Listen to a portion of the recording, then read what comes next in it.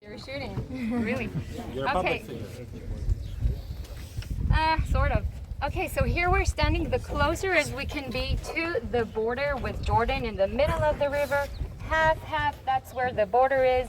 Also means that the bridges that you can see here are half. Many ask me again, this is a Jordanian watchtower, as you can see. Can you see a person inside, someone? Maybe he moved already. He's sleeping. So every day, as I told you, two soldiers climb this watchtower and they watch their agriculture fields that you can see here, and also the border with us, with Israel. And here we can see the three bridges that pass here over the Jordan River, which makes this route that we started walking on a strategic and central route.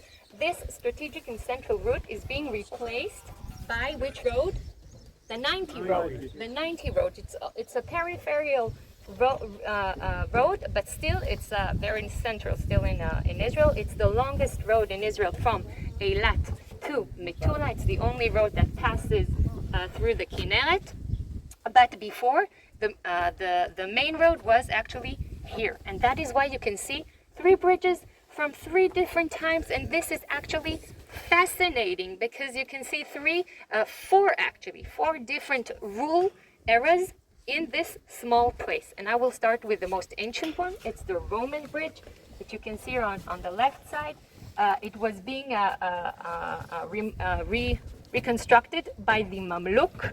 Maybe you heard about the Mamluk. The Mamluk are the people that governed Israel about 700 years ago, and they reconstructed the bridge, the Roman bridge, and actually built there on top of it their construction. And how do we recognize it's a Mamluk bridge? Because of the arc.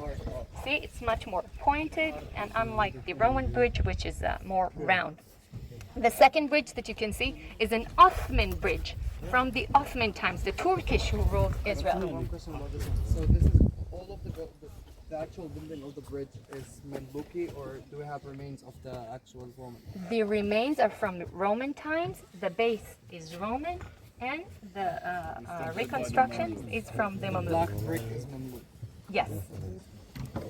And actually, we can even say about this Roman bridge, we dare to say that even Jesus' footprints were probably stepped on it, because if this is the only bridge that we have on the Jordan River, the only bridge that was found 2,000 years ago, meaning that if he preached in this area of the Sea of Galilee, probably he walked through this strategic route. So, Sorry, why would he cross into Jordan then? Wouldn't he just come People on the other side. if this was because as I told, the road that was constructed after the establishment of Israel, the 90 road, it didn't exist. The route went from here, and I told you this is the only bridge that was found. So we dare to say that probably he walked here, because if he went from Jerusalem to the Sea of Galilee, this was the road. So that is, and if he preached in this area, so probably he also walked here. So the second bridge is from the Ottoman bridge. It was built in 1904, and as you can see, it's already used for another transportation, which is train, which is actually the train that went here is called the Valley train, that went from Haifa, Afula, Beit Shean, stopped in Gesher, reached to Tzemach, you're going to eat their lunch today, and reached to Damascus in the years that it worked. It actually was part of the Hijaz train that went from Damascus to Medina in Hijaz, the area in Saudi Arabia, which allowed Muslim believers to go from Damascus to Medina, not to Mecca. It did not reach Mecca because during that time the Ottoman Empire did not have enough money to continue and build this train reaching to Mecca, so they stopped in Medina. That's why it only reached Medina. It's very important to remember this train, okay? Because you're going to be asked about it. It's likely that you'll be asked about it, okay? The Hijazi train, that's how you call it? Hijaz. The Hijazi train. And it has a branch which went over the northern part of Israel, which is called the valley, the train of the valley, Rakevet teeming. Again, the valley train went from here. As I told you, the route, which is actually the same route of the Israel train that goes today, it's still the same route. Haifa, Afula, Beit Shean, still the same route, but it reached Gesher and also Naharaim. I told you Naharaim is the first hydroelectric power plant because it helped to bring all the materials to build the power plant. So the train that went here stopped in Tzemach. Tzemach is in the north area of the Sea of Galilee and went to Damascus. So that is the second bridge that you can see here. And the third bridge is a mandatory bridge from 1925.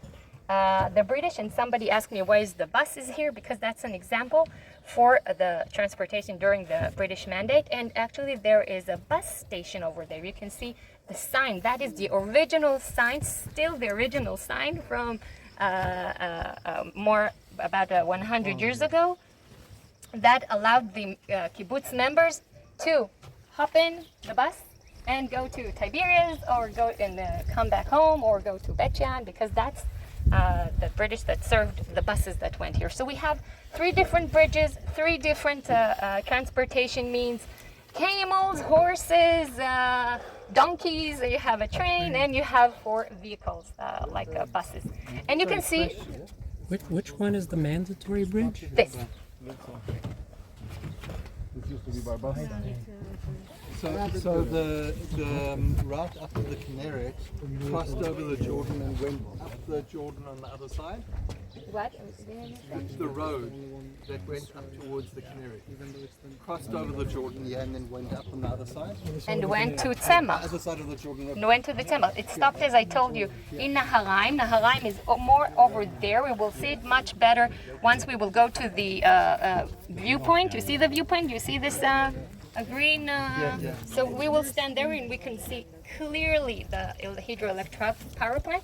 It had a stop over there. Then it went to Tzemach. Straight There would have been to Tzemach. multiple crossings. There's this bridge, the mandatory bridge, has a sister bridge in Ashdod Yaakov on the north side of Peace Island, and then there were older bridges that crossed the Jordan River near to the area of Degania Aleph. Okay. Because this bus here is the Tiberias Beit Shean bus, and so it's the only bus that would have crossed outside of mandatory borders and then come back. I want to add 2 things.